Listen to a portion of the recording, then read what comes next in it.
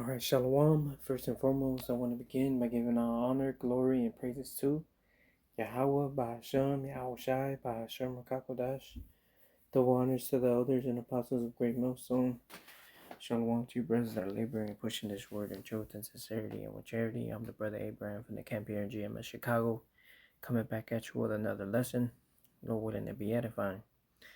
All right, and just gonna do a quick commentary on this video from the Jimmy Dore show. Is called Pentagon Has No Idea Who They're Killing on Venezuelan Boats, right? Because if you get brothers have been paying attention on what's going on between the U.S. and Venezuela, all right, the U.S. has bombed a few boats off of the coast of Venezuela, claiming that they're drugs being smuggled in to America, right? But it's all a what should I say, an excuse, right? It's an excuse because they want to overthrow their government and they want to take over the oil. Okay, they want to take over the oil because this is what Esau does, right? They go into countries, they crumble their government system, they set up a puppet leader and control that puppet leader to do the bidding of the U.S. Okay, and in doing so, it destroys that country. And now you have the people of that country that suffer, and now you have them wanting to come to America for a better life, to create a better life. And this is what's going on in Europe, right? Europe is having a migration problem as well, with a lot of these Muslim and Arab peoples coming into these Europe countries. London, I believe, is one of them. Germany, I believe, is another one. All right, and the reason that these people are leaving their countries and migrating to Europe is because the countries that they're leaving have been affected by U.S. policy, right? U.S. foreign policy. Because if you look at all of these Northern Kingdom countries, a lot of them are supposed to be rich. Okay, a lot of them have natural resources. Okay, look at the state of Haiti. Haiti's has a lot of gold, right? But who owns that gold is Esau, right? One big name is Hillary Clinton. Owns a lot of the gold in Haiti, if not all. All right. But who's suffering there? The people of that country. All right. And Venezuela is definitely not flourishing as well. All right, and they have more oil than Saudi Arabia. But you have a lot of these Northern Kingdom tribes that want to come over here for a better life, because Esau's policies, okay, destroy these governments and countries. All right, but let me go ahead and play this video, let you listen a little bit. Flash, you know all those boats that Trump and the military have been blowing up off the coast of Venezuela? They don't know who they're killing. Pentagon tells Congress it doesn't know who it's killing in Latin American boat strikes. Isn't that something? Okay. That's Secretary Pete Hegseth, Secretary of War. Earlier today, at the direction of President Trump, the Department of War carried out a lethal kinetic strike. Well, you want a lethal kinetic strike? Wow. As opposed to what, a flaccid static strike?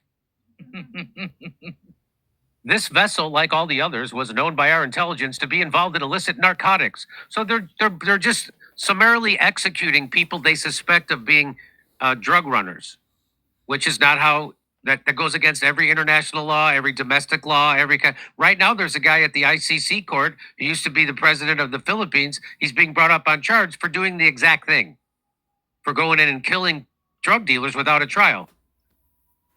And so what they're doing is they're killing fishermen is what they're doing. One of the boats was from Colombia, and their fishing boat had a distress signal on, and they bombed it.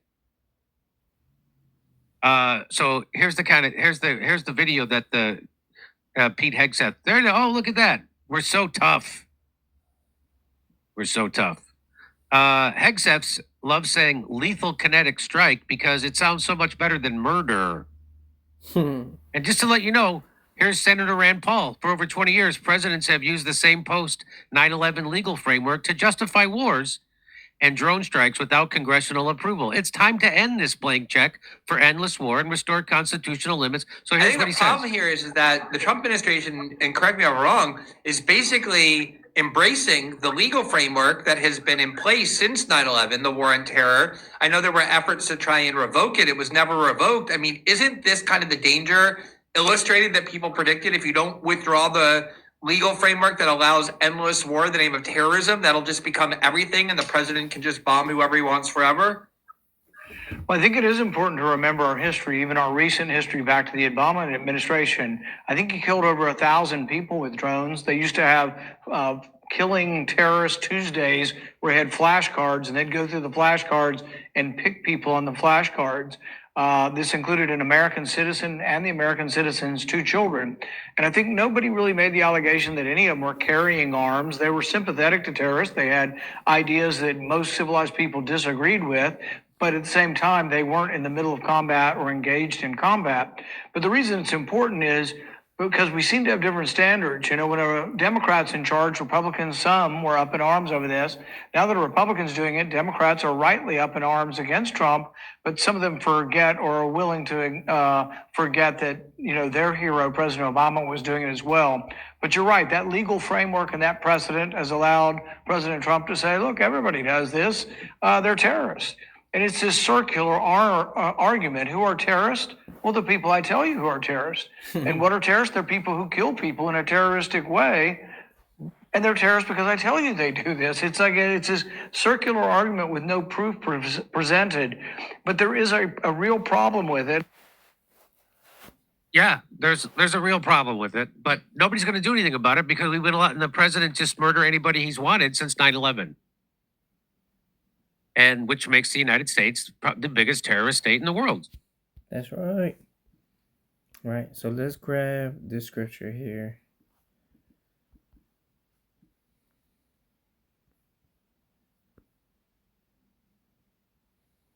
In Jeremiah 15:23.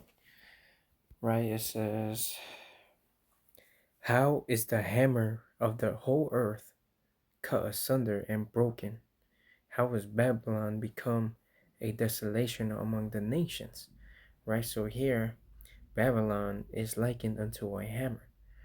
And there's also a I don't know his name. I think he was like a war general or something in that category. But he has said that if you're a hammer and every problem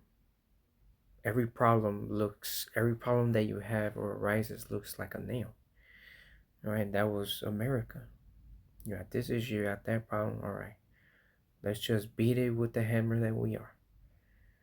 All right, but now it's time for Babylon to become a desolation among the nations. Right, when you read Isaiah 14.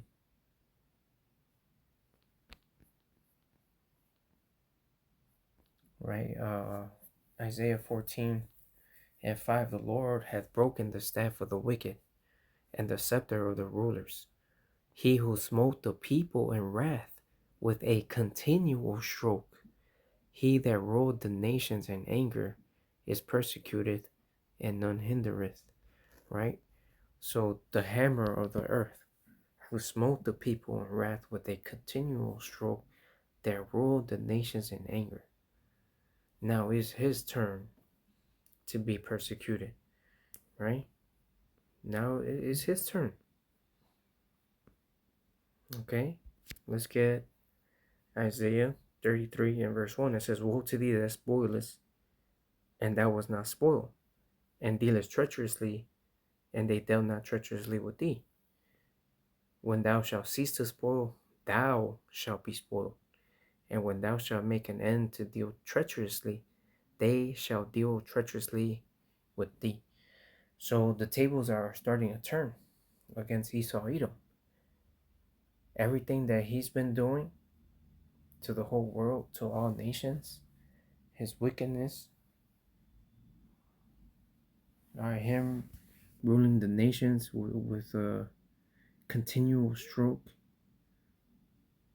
Now it's his turn to be dealt with the same way he's dealt with everyone else. Okay, let's get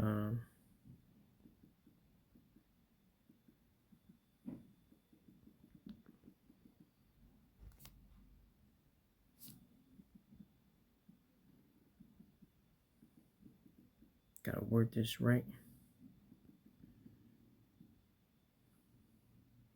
Here it is, Nahum 3 and 19. There is no healing of thy bruise, thy wound is grievous. All that hear the bruit of thee shall clap the hands over thee. For upon whom hath not thy wickedness passed continually? So your wickedness passed on everybody continuously.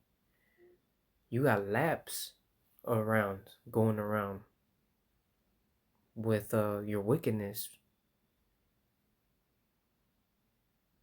Right, you committed wickedness over here, over there, over here, and then you made around and continue to make wickedness here and there and there. All right, but that's what you were supposed to do. Your blessing is a sword. You're the wicked that the Bible speaks of. You were created to be crooked and not straight. All right, you were supposed to take peace from the earth.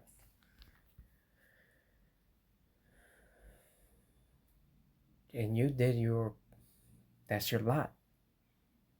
You fulfilled your lot.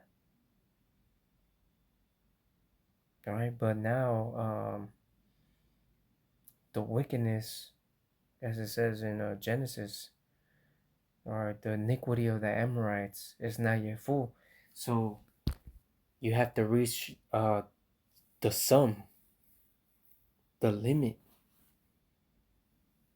and then it's over for you. Which it's been going downhill for you, and it's picking up speed very fast.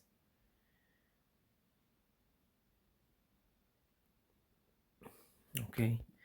But I recommend to watch this video from the Jimmy Dore Show. He does good videos. All right. But I'm gonna end it there. Lord willing, this video was edifying. As always, all honor, glory, and praises goes to Yahweh Bahasham, Yahweh Shai, Bahasham, Rakakodash, double honors to the elders and apostles of Great Millstone. Until the next time, Shalom.